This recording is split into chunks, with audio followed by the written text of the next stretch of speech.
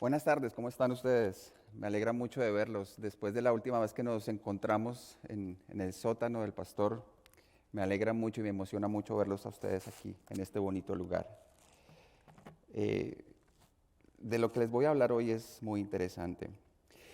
¿Quién de ustedes al final del año se hace una evaluación acerca de su vida? Al final del año muchas veces pensamos en las personas que ya no se encuentran con nosotros, de algunos que partieron, de la soledad, muchas veces del fracaso, de la angustia. De pronto alguno de ustedes fue al médico y apareció un examen médico un poco diferente, un poco difuso.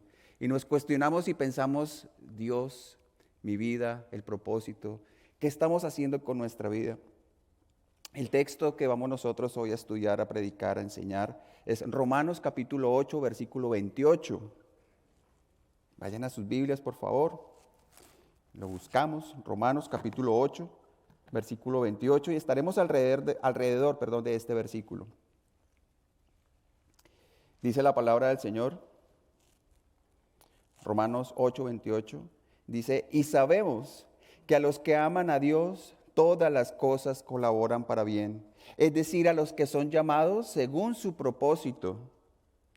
Este pasaje que toma Pablo, el apóstol Pablo, en esta ocasión, es un resumen un poco de lo que él ha estado hablando alrededor de todo este capítulo. ¿Y qué ha estado hablando el apóstol en este capítulo? Él en el capítulo 7 está hablando acerca de su condición, de su pecado. Pablo está diciendo, yo sé qué es lo bueno, sé qué son los mandamientos del Señor, sé qué es lo que tengo que hacer, pero esto no lo hago. Y lo que no debo hacer, lo que es contrario a las cosas de Dios, eso hago. Y el capítulo 7 finaliza diciendo, miserable de mí, ¿quién me librará de este cuerpo de muerte? Y no lo está diciendo una persona aparecida, por decirlo de alguna manera. Lo está diciendo el mismo apóstol Pablo, miserable de mí, ¿quién me librará de este cuerpo del pecado? Y el capítulo 8 dice, y no hay ninguna condenación para los que están en Cristo Jesús. Así arranca este capítulo 8. Estos creyentes que son morados por el mismo Espíritu Santo que levantó a Cristo de la tumba, es el mismo Espíritu Santo que viene a morar en el creyente. Ellos reciben la seguridad de ser hijo de Dios y como tales de ser sus herederos. Pablo también está hablando acerca de su actual sufrimiento por Cristo y por su causa, lo que significa que algún día aquellos que comparten el sufrimiento de Cristo, algún día también compartirán su gloria. Ellos vivirán en el cielo y en la tierra nueva. Ellos mismos, o nosotros mismos en este caso, aspiramos, anhelamos ansiosamente ese retorno de nuestro Señor. Ese Espíritu de Dios siempre intercede por nosotros en armonía con la voluntad de Dios, de modo que dicha intercesión es acompañada de una manera que a veces no lo entendemos, no entendemos muchas veces nuestra fe, pero Pablo va a estar hablando de este tema y va a hacer esta afirmación, y sabemos que a los que aman a Dios, todas las cosas obran para bien, es decir, a los que son llamados según su propósito. Y Pablo dice, y sabemos, y debemos detenernos un momento para entender qué sabemos, o qué sabía Pablo, mejor dicho. Así que Pablo dice, y sabemos, ¿en qué otra cosa o en qué cosas basa Pablo su conocimiento? Primero que todo, en su propia experiencia del ministerio con Cristo, y luego en su propio conocimiento de las Escrituras, como lo sabemos. Cuando Pablo escribió este pasaje de Romanos 8:28, había enfrentado diversas pruebas y desafíos en su vida. A lo largo de su ministerio, Pablo experimentó situaciones difíciles, adversidades que podían haber influido en sus palabras de consuelo y esperanza que él anuncia en este pasaje. Algunas de las pruebas que Pablo había enfrentado hasta este momento habían sido la persecución. Pablo fue perseguido y enfrentó oposición en numerosas ocasiones debido a la predicación del Evangelio. Sabemos que él fue arrestado, encarcelado y sufrió golpizas por causa de su fe en Cristo. Pablo enfrentó estas dificultades en el ministerio. Pablo experimentó rechazo, experimentó desafíos en su labor de establecer y pastorear iglesias. Pablo también posiblemente entendemos que enfrentó enfermedad física. se hace referencia al aguijón en la carne, y aunque no es muy claro a qué hace referencia este aguijón en la carne, por otros textos también entendemos que Pablo estuvo enfermo en diversas ocasiones. Pablo enfrentó amenazas y peligros. Al viajar y predicar en la antigüedad conllevaba peligros. Y Pablo menciona que enfrentar esos peligros en su viaje y su labor misionera, al final dice, y todo obra para bien. ¿Cómo que todo obra para bien? Ir a las iglesias, a las sinagogas, rechazo, fracaso, expulsión, cárceles, apedreo, frustración. Aparentemente Pablo no era el hombre más exitoso en su momento. Dadas estas pruebas y desafíos en la vida de Pablo, sus palabras en Romanos 8:28 adquieren un significado mucho más profundo. A pesar de estas dificultades, Pablo compartió la convicción de que Dios podía trabajar en todas las cosas para el bien de aquellos que aman a Dios y que son llamados según su propósito. Sus propias experiencias de superación y confianza en Dios seguramente influyeron en la redacción de este pasaje. ¿Qué sabía Pablo? Aparte de sus experiencias vividas en el ministerio, Pablo era un estudioso de las Escrituras. Vamos a tomar como referencia la vida de José. Seguramente Pablo había estudiado la vida de José, la conocía, la predicaba, la anunciaba. Conocer cómo Dios obra cuando leemos relatos, insisto, como en la vida de José, o como en la vida de Job, o en la vida de David, o en la vida de Oseas, o como cuando pasó el pueblo por el desierto. ¿Por qué Dios permite el dolor? ¿Por qué Dios permite la aflicción, el fracaso? Y al final dice que esto obra para bien. Vamos un momento a Génesis capítulo 50.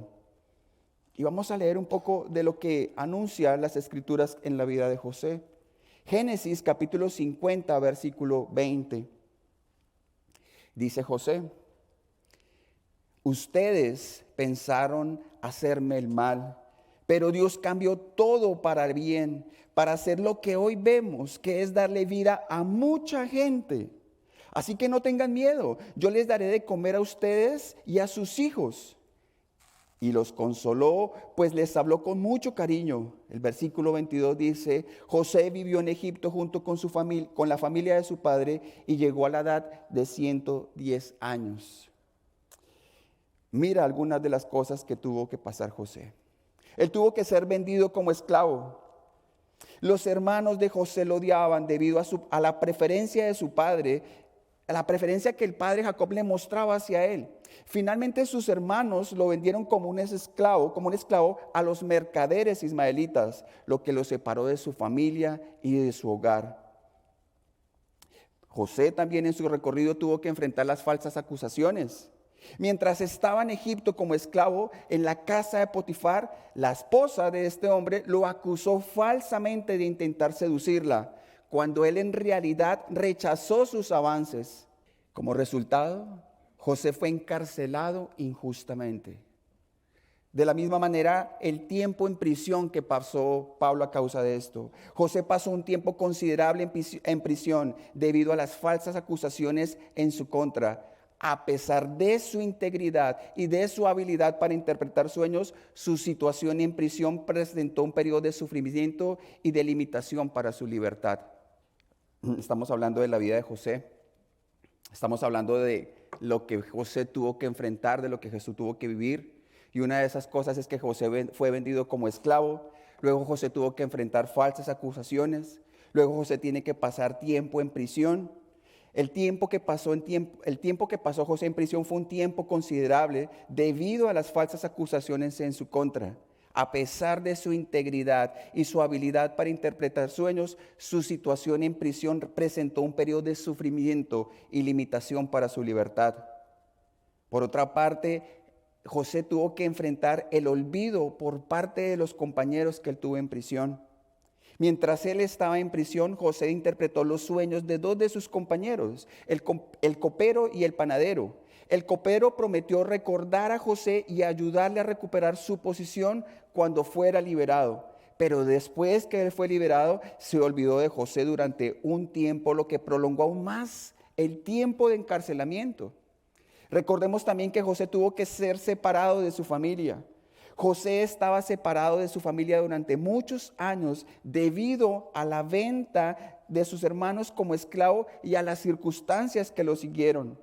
Esta separación fue un sufrimiento emocional, ya que se perdió de los eventos más importantes de su vida en familia. ¿Qué queremos enseñar con esto, hermanos? Que a pesar de estos sufrimientos, el relato bíblico de José también muestra cómo Dios utilizó esas circunstancias difíciles para cumplir su propósito y llevar a cabo su plan redentor. Al final, José fue elevado a una posición poderosa en Egipto y pudo perdonar a sus hermanos por lo que le habían hecho. Su historia es un testimonio de la providencia de Dios y cómo incluso en medio del sufrimiento podría afirmar también José, y sabemos que a los que aman a Dios, todas las cosas colaboran para bien. ¿De qué cosas estamos hablando? De la humillación, del desprecio, de venderlo como esclavo, de la separación de su propia familia, el olvido de los cercanos en los tiempos más importantes, ir a la cárcel, los chismes, las falsas acusaciones, ¿obraron para bien? Sí, pero no solo para su vida, ni solamente para la familia de él, sino para toda una nación.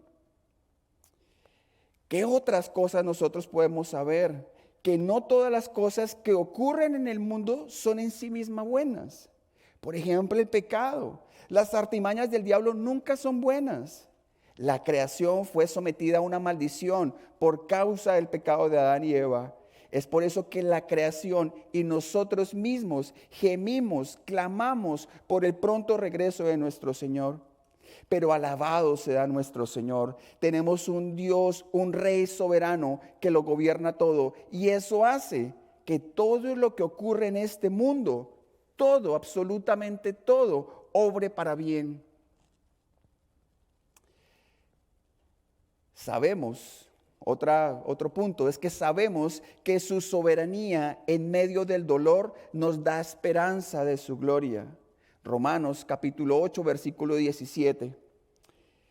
Dice, y si hijos también herederos, herederos de Dios y coherederos con Cristo, si es que padecemos juntamente con Él, para que juntamente con Él seamos glorificados. El versículo 18 dice, pues tengo por cierto que las aflicciones del tiempo presente no son comparables con la gloria venidera que en nosotros ha de manifestarse. ¿Quieres vivir la gloria de Dios? Bueno, casi que es un prerequisito padecer y sufrir en este mundo por la causa de Cristo. Insisto, las frustraciones, el dolor, y alguien diría, ¿incluye el pecado? ¿Y el pecado aún de los demás obran para bien? Aunque no surgen de Dios, aunque no vienen de la fuente de Dios, el pecado es malo, seguirá siendo malo, y el verdadero creyente debe evitarlo a toda costa. Debe tener temor de fallarle a Dios. El pecado nunca puede ser tomado a la ligera. El pecado es un asco, es una afrenta, es un muro contra Dios. Pero hermanos, aún esto no se sale del control soberano de Dios. Si Dios solo controlara lo bueno y las acciones santíficas de cada creyente, este versículo no podría haber quedado así. ¿Cómo que todo obra para bien? Si Dios solo controla las cosas buenas que pasan en este mundo, entonces sería un Dios limitado. Es más, no podría ser Dios. El pecado es malo y Dios no es el autor del pecado, pero el pecado no está fuera del control soberano de Dios. ¿Qué significan todas las cosas, hermanos? Pues todas las cosas, como lo dice la Escritura. Ya lo vimos en la vida de José, en el versículo que leímos, Génesis 50:20. Ustedes pensaron hacerme el mal, pero Dios cambió todo para bien. ¿Qué diría un José maduro? Toda la maldad de mis hermanos, todo el sufrimiento que viví en Egipto, obró para bien. ¿Qué diría Pablo?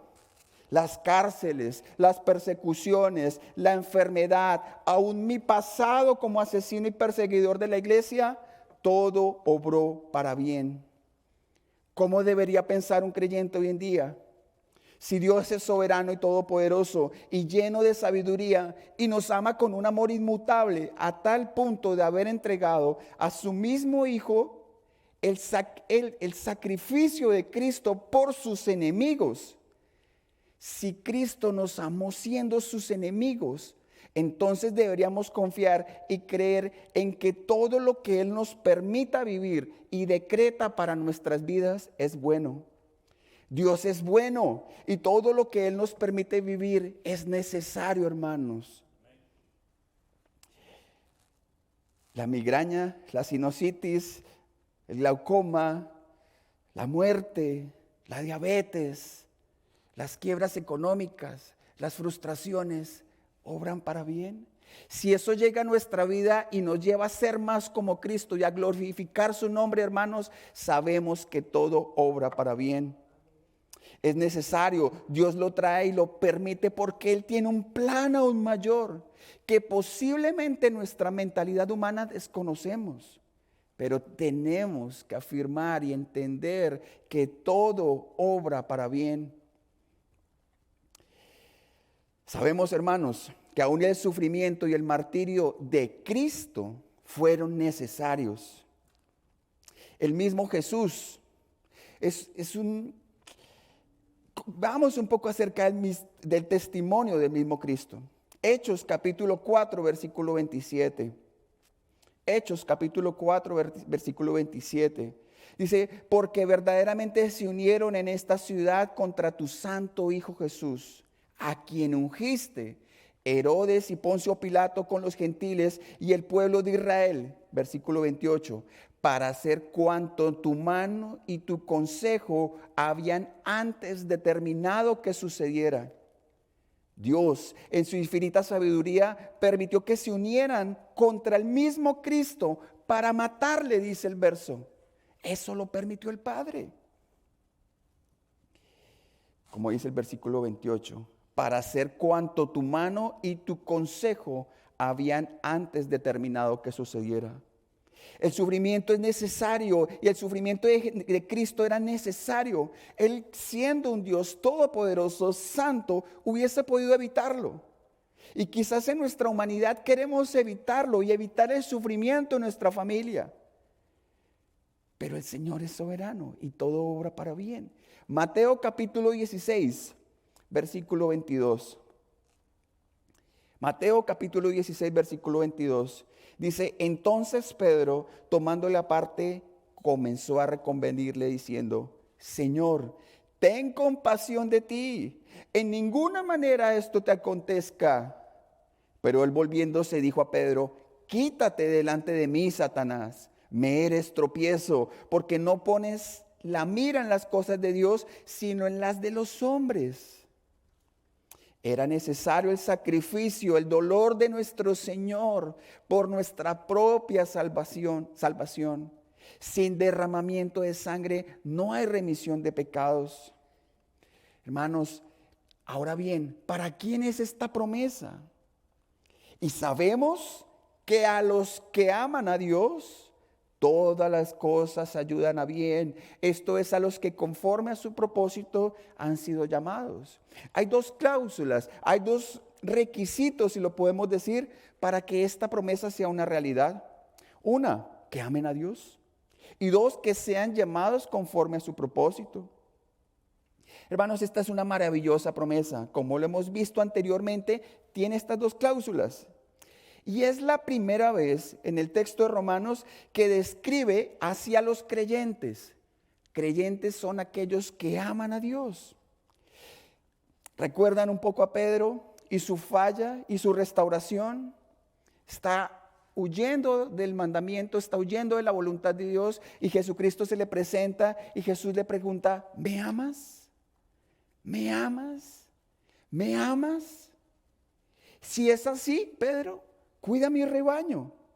No es suficiente con nosotros decirle a Dios que lo amamos. Si esto no da fruto en nuestras vidas, no es un amor real. ¿Dices amar a Dios? ¿Por qué lo amas? ¿Por lo que Él te ofrece? ¿Por las bendiciones que Él garantiza? ¿O lo amas por lo que Él realmente es? Lo amamos porque Él nos amó primero. porque éramos condenados, porque éramos miserables, y aún así Él nos rescató. Éramos sus enemigos, estábamos bajo la ira de Dios, pero aún así Él nos amó primero. Él nos pasa de nuestra miseria, de nuestra condición de esclavitud al pecado, a la gloria del Señor. Y sabemos que a los que aman a Dios, todas las cosas ayudan a bien. Esto es, a los que conforme a su propósito son llamados. La segunda cláusula que menciona esta promesa es para los que son llamados conforme a su propósito. Gracias al Señor por esta parte del verso.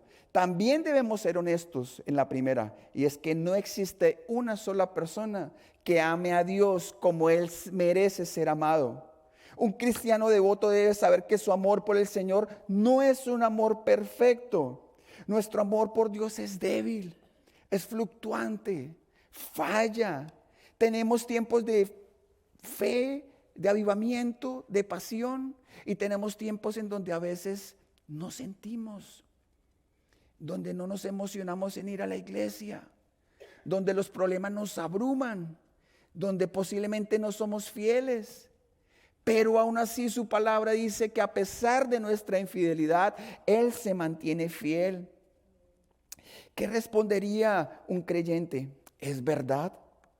Yo no amo a Dios como debería, pero Él me llamó con un propósito eterno, su gloria. Él me llamó siendo débil, me llamó siendo su enemigo, me llamó porque tiene un propósito para mi vida. Su propósito y su llamamiento son las raíces de nuestro amor. Miren qué dice Juan, primera de Juan capítulo 4 versículo 10. Primera de Juan capítulo 4 versículo 10. Dice, en esto consiste el amor, no en que nosotros hayamos amado a Dios, sino en que Él nos amó a nosotros y envió a su Hijo en propiciación por nuestros pecados. Entonces, un posible resumen de este pasaje sería, como Dios me llamó con un propósito eterno, yo puedo confiar en que todas las cosas que llegan a mi vida serán para mi bien. Porque al final esta promesa no depende de mi amor por Él, sino del propósito que Dios tiene para mi vida. Mi amor por Dios puede ser fluctuante, pero el propósito de Dios en mi vida no cambiará. Dado el propósito de su llamado, tendremos que eventualmente ir al seminario de la fe, ir al seminario de la vida. ¿Y cuál es ese seminario y cuál es ese curso básico de santidad? Las pruebas, las aflicciones, las luchas. Nosotros amamos a Dios porque Él nos llamó conforme a un plan, conforme a un propósito. ¿Y cuál es este propósito? ¿Cuál es el propósito de sus vidas, de mi vida para Dios? Es una pregunta constante y frecuente que se hacen las personas. ¿Cuál es el propósito? Podríamos hablar mucho de este tema, pero miremos qué dice Efesios capítulo 4 versículo 13. Efesios capítulo 4 versículo 13. Dice la palabra del Señor, hasta que todos lleguemos a la unidad de la fe y del conocimiento pleno del Hijo de Dios, a la condición de un hombre maduro, a la medida de la estatura de la plenitud de Cristo. ¿Cuál es el propósito entonces de nuestra vida? El unirse en la fe del Cristo. ¿Trabajan todas las personas o trabajamos todas las personas en función de estar unidos en la fe de nuestro Mesías? Nuestro propósito también es conocer a Jesús cada día más. Que nuestra relación con Él mejore cada día más, que nuestra santidad progresiva cada vez sea más visible. Debemos crecer espiritualmente, madurar en la fe y sobre todo el propósito principal de nuestra vida, también de acuerdo con el contexto de Romanos 8 que estamos viendo, es ser como Cristo, es alcanzar la estatura del varón perfecto. Cada día, hermanos, es que nosotros seamos más parecidos a Jesús en su carácter, en sus acciones, en su santidad, en su obediencia. Ese es el propósito de nuestra vida. Por eso el Señor nos llamó, por eso el Señor nos salvó. Para para nosotros es que todas las cosas obran para bien. ¿Cómo podemos nosotros concluir esta enseñanza? Que Dios es soberano en todas las cosas. La conclusión principal de Romanos 8:28 es que Dios trabaja en todas las cosas para el bien de aquellos que lo aman. Esto significa que Dios es soberano, hermanos, y eso no lo podemos nunca desconocer. Eso nos debe llevar a nosotros a confiar en el plan de Dios. Puedes confiar en que incluso en momentos difíciles, en momentos confusos, en que no entiendes lo que está pasando, Dios está obrando para tu bien. Y esto te ayuda a mantener una perspectiva positiva de esperanza y de confianza en el Señor. Insisto, sabiendo que Dios tiene el propósito redentor y el control absoluto en todo lo que sucede. ¿Qué podemos aprender también de este pasaje? Que hay una transformación que muchas veces solo ocurre en medio de las pruebas. Es importante, hermanos, que incluso en las pruebas, en los desafíos, podamos entender que Dios las permite por nuestro crecimiento espiritual y por nuestra transformación. Lo que podría parecer negativo a primera vista, podría ser utilizado por Dios para moldearnos y hacernos más parecidos a Cristo. ¿Qué aprendemos también aquí? Que debemos permanecer y perseverar en medio de la adversidad. Esta verdad te anima a perseverar en medio de las dificultades. En lugar de desanimarte, puedes enfrentar los desafíos con esperanza, sabiendo que Dios está obrando detrás de escena para tu bien y para su gloria. ¿Qué entendemos nosotros? ¿Qué podemos concluir? Una tercera conclusión de este pasaje, que debemos estar seguros en el amor de Dios. La conclusión final es que el amor de Dios es constante, es fiel. Su compromiso de trabajar por nuestro bien está arraigado en su amor incondicional por nosotros. Hermanos, Dios nos salvó y Dios no nos ama hoy más o menos por lo que usted haga o deje de hacer. Él lo ama en Cristo Jesús, punto. Y esto nos debe llevar a vivir en paz. Esto te brinda una paz interior y seguridad en tu relación con Dios. Puedes dejar de preocuparte por el futuro y descansar en el amor de Dios, sabiendo que Él tiene el control y el cuidado de tu vida. Si Dios entregó a lo más precioso, lo más lindo, lo más perfecto, lo más santo, lo entregó por ti cuando eras su enemigo, cuando estabas bajo la ira de Dios, ¿cómo no nos ha de dar las demás cosas? Dios nos revela que Él está en control y que Él trabaja para el bien de aquellos que lo aman. Esto nos lleva a confiar en el plan divino, a encontrar crecimiento en medio de las pruebas y a experimentar paz y seguridad en el amor de Dios.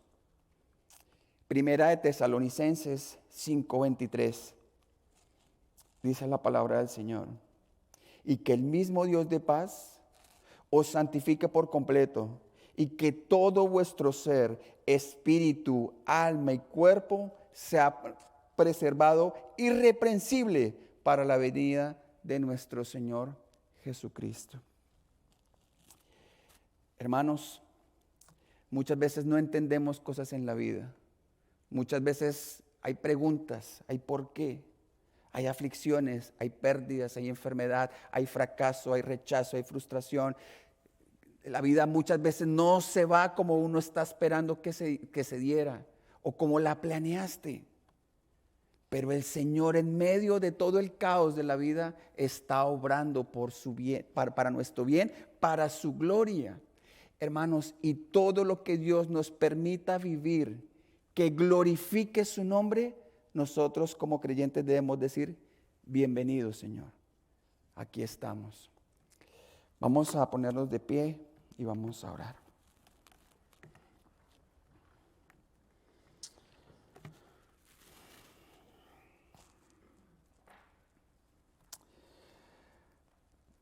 Amado Padre Celestial, Señor, Gracias por tu amor. Gracias, Señor, porque tu palabra dice, Señor, que nosotros no te elegimos, sino que tú nos has elegido y nos has llamado para dar fruto abundante y duradero. Padre, tu palabra dice que no hay ninguna condenación para los que están en Cristo Jesús. Tu palabra dice, Señor, que todo obra para bien. Lo hemos visto en la vida de Pablo, lo hemos visto en la vida de José, lo podríamos ver en la vida de David. Lo podríamos ver en tantos héroes que hoy podemos decir que son héroes, pero que en su tiempo y en su momento cometieron grandes errores, grandes pecados, grandes fallas.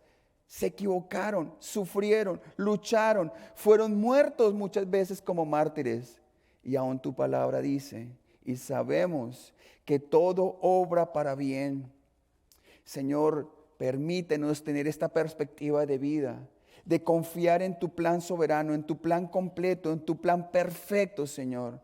Ayúdanos a confiar, Señor, cada día más en ti. Ayúdanos, Señor, a poder tener en la vida ese propósito de ser como Cristo, de tener su carácter, de tener su obediencia, de tener su mansedumbre, de tener su humildad, de tener esa confianza. Ayúdanos a ser como Cristo, aun cuando estaba en el Getsemaní y Él clama que si es posible que pase de esa copa de Él. Pero el Padre le responde y Jesús le dice, Señor, pero que no se haga mi voluntad sino la tuya. Ayúdanos, Señor, a estar confiados absolutamente en ti. Gracias, mi Señor. Te bendecimos en esta mañana. Te adoramos porque tú eres bueno en todo tiempo. Gracias, Señor. Te bendecimos, te adoramos y oramos en el nombre de Cristo Jesús. Amén.